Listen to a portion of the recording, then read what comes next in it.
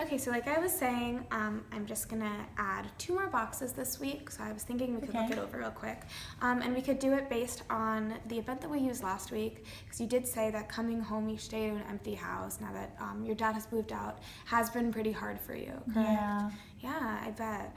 So I was thinking we could just expand on what we touched on last week. Does that Okay. sound good? Yeah, sure. Okay.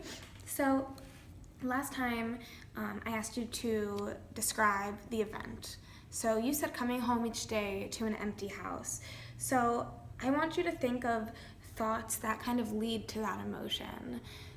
What are, like, how do you, when that happens, not automatic thoughts, but what just kind of prepares you for that event, kind of. Does that make sense? Yeah, so I guess, well, let me see. When I'm coming home, I'm kind of like already getting like anxiety and kind of frustrated because, like I was saying last week, my dad used to pick me up and from school, and now I like drive myself home, and everybody just thinks that I'm supposed to like be really grateful because I have a car, you know, I can drive myself. But you know, my dad used to pick me up, and then we would go and like do something like have ice cream, or like, I know that's like something for kids to do anyway, so I shouldn't even want to do that, but it's kind of like I already think about, like, I feel silly because I want to still do that, and like I still want to hang out with my dad, but then I'm like kind of already getting anxiety, like I'm gonna go home and nothing's gonna be there, and I'm gonna like just be doing nothing and nobody will be home, and so I'm already kind of getting like I guess worried about going home. Okay. And then so I get home and no one's there. So as you're coming home to the empty house, you're thinking, you're already kind of being worried about that, Yeah. and then the differences now compared to where they were when your dad lived there. Yeah, for sure. Okay. Well, for automatic thoughts last time, we wrote down that some automatic thoughts you have is that he's never going to come back, your parents don't show you any love. I want you to change those thoughts now, if we can work toward this, Okay. to make it be about you more, not that he is never going to come back. How can you change it to something that starts with I? Like, if I said he's never coming back, I can say like, I want him to come back. Definitely. Okay. That's wonderful. Yeah. That's exactly what I meant. Like, so that you just want him to come back. And Right. would it be that you have a fear that he's not coming back? Yeah, like I want him to come back, but I feel like he won't. Like, I feel like I'm not worth coming home to anymore. So maybe I'm not worthy, or I'm not supposed to be loved anymore. Like, I don't deserve a dad. So I just feel like I'm not worth it, or I'm not deserving. And then that makes me sad and angry also at the same time. So those are some of the emotions that come from it. It's just sad and angry. Well, I wanted to let you know that that is completely normal for a person in your position right now. Those thoughts are completely legitimate. So you did a really great job with turning those statements into I statements. So you said that I feel like he's never going to come back, is what you said, or some of the automatic thoughts. I want you to rate those thoughts on a scale of 0 to 100% about how much, after those automatic thoughts happen, how much do you actually believe, like percentages? Maybe like 40 or like 50%.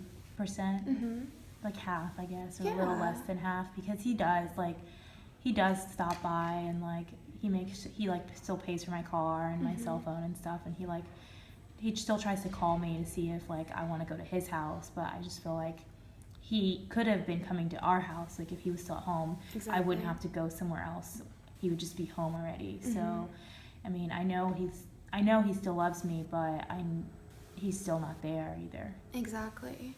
Well, that's great. So now you can, after you have those thoughts, you can kind of reflect on that and be like, well, it's not exactly how I feel after I think about it. Right. Does that make sense? Yeah. Okay, so that was excellent.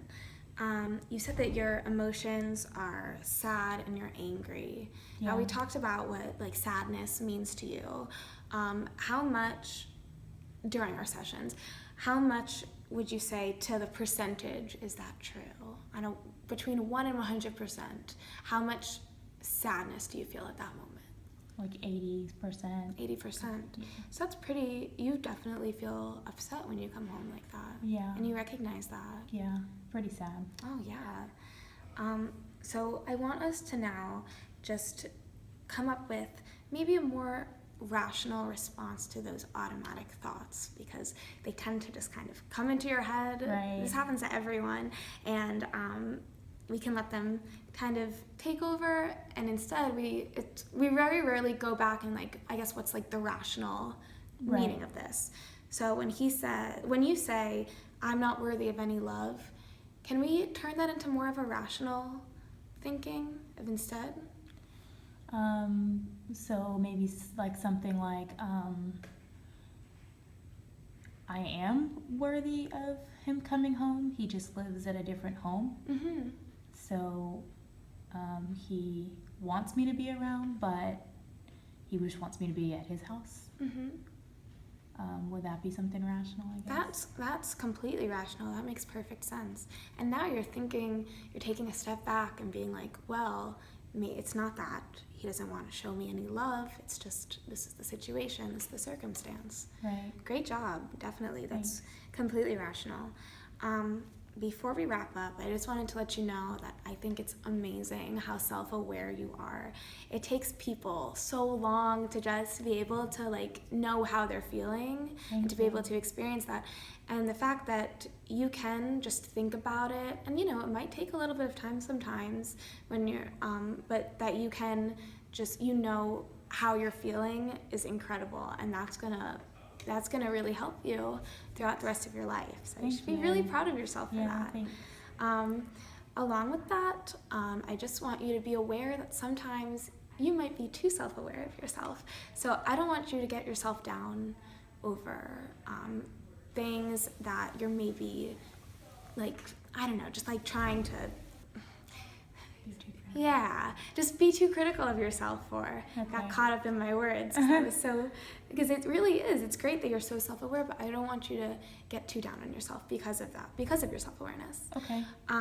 Now, I just wanted to give you a little thought task before we leave. So this is just a little bit of like thought homework to think about for next week before we meet again. Okay, so the fifth box in this chart that we're doing is to rate your emotions, the other emotions you're having, from 0 to 100%, but I really want you to focus on changes in behavior. So now, again, you're very self-aware. We were able to write down a lot of things on the chart. I want you to be able to next week describe some changes in behavior that will happen once you are more aware with yourself. If there are any, just think about them, and I would love to talk to you about them next week. Okay. Sound good? Yeah, I can do it. Thank you. Thanks. See you later. Bye.